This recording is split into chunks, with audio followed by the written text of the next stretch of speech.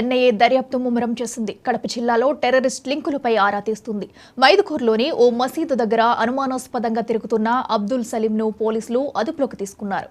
విచారణలో అబ్దుల్ సలీం పీఎఫ్ఐకి చెందిన వ్యక్తిగా ఒప్పుకోవడంతో అదుపులోకి తీసుకున్న అధికారులు విచారణ నిమిత్తం ఆయనను హైదరాబాద్కు తరలించారు.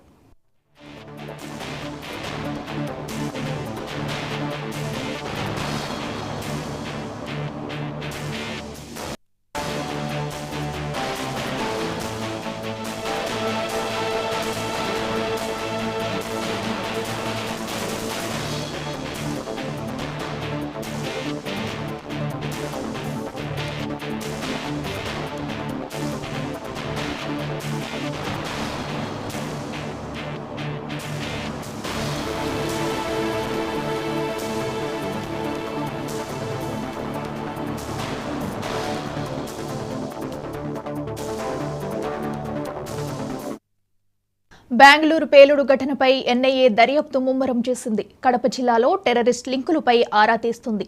మైదుకూరులోని ఓ మసీదు దగ్గర అనుమానాస్పదంగా తిరుగుతున్న అబ్దుల్ సలీంను పోలీసులు అదుపులోకి తీసుకున్నారు. విచారణలో అబ్దుల్ సలీం పీఎఫ్ఐకి చెందిన వ్యక్తిగా ఒప్పుకోవడంతో అదుపులోకి తీసుకున్న అధికారులు విచారణ నిమిత్తం ఆయనను హైదరాబాద్కు తరలించారు.